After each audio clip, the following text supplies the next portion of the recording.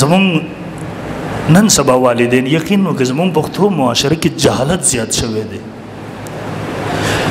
شرعي طریقه دا ده چې بچي او بچي کله واده کړي دین ته پوس وکا تا ته پلان کې چې رشته کو تور باندې راضي بچي ته پوس وکا پلان کې ته تا ورکو په دې ته راضي خوشاله که په خوخه باندې دی واده وشي د مستحب طریقه را بلکې شریعت دی یو نظر لیدلو اجازه ورکړي مستحب دي د حدیث کې راغلي ده فقهاو لیکلي دي باقاعده. زمون پښتو معاشره سره پلار ته د مرخ کاریږي زری د لور نه ته بوس کوم زری د بچی نه ته بوس کوم دا کوم ذکر راغلی دي بابا ته شریعت ورسته کې خپل پښتو مخکې کېدلتي مسلمان نه پاتې کېږي بدی ذکی او سبیا ته ټول عمر مشکلات بسر باندې واخلي تکالیف واخلي د ټول عمر رسوي بسر واخلي خو 2 منټو شرم نشي کولای د خپل پښتو د ورمړو کې د میاش کې زور غلم د یو چا دعا ته هغه طالب چې امه مخکې کال ستر باندې کړو د ثانیه طالب ور دویمه درجه د ورمړو کې غټه مدرسه ده د دې الګ او جنې یو بل خو رشتہ دارو چرته ترور زوی لور دغه څه کې سوا دې رشتہ ور ولېګل د جنې کوړه بار بار ور باندې جرګې وکړي د جنې مور راضي د الګ مور بلار راضي صرف د جنې بلار نو راضي دل نه ورکو هغه په مالدارو بس چرته ګرځي د مالدار ورته وګورو د بل چا رشته بس راغلي هغه ته ورل لوري ورته ماما ورکو ورکل بزور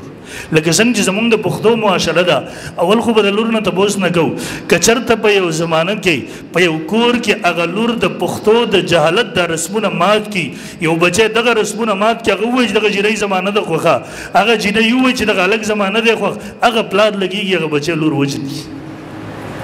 دا څه کې په شریعت ته شرم درځي.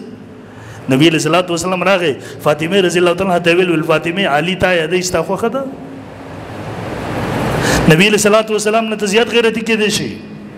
داغه نه زیات حیادار کې دي شي هغه د لور نه تبوس کو ته به شرم درځي. فقهاو خو دومره پورې ملکلي دي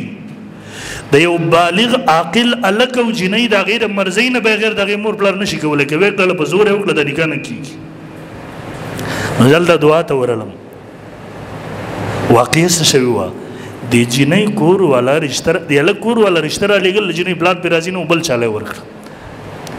د جنې د بل چاته د ورکولو نه بس زهر وسو خړل خودکشي وکړل هغه الک هغه طالبانو ملګرو باندې وځي دعا ته ورغلو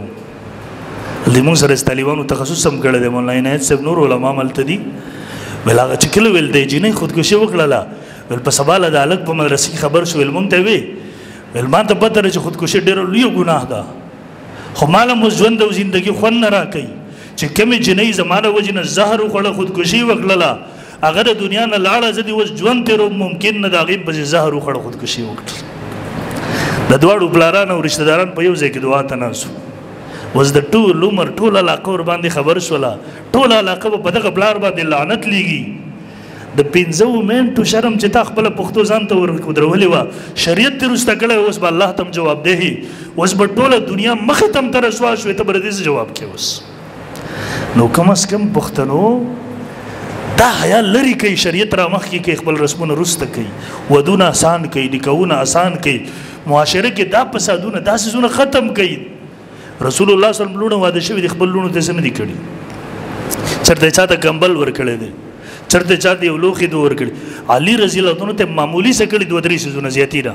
ترې ور کړی چرته یو لوخه موخه دغه سيزونه هغه علما فرمایي د دې وجنه ور کړیو چې علي رضی الله عنه د نبی صلی الله علیه وسلم په پرورش کې هغه د فاطمه رضی الله عنها د خپل لور د پاره نو کړی هغه خپل ترزوی علي رضی الله پاره نو عرض مې کوو چې کله الکو جنې ځوان شي بالغ شي په مور پلار باندې حق دی چې پوری تور د رشتو کې بدی کړی دیر نه کوي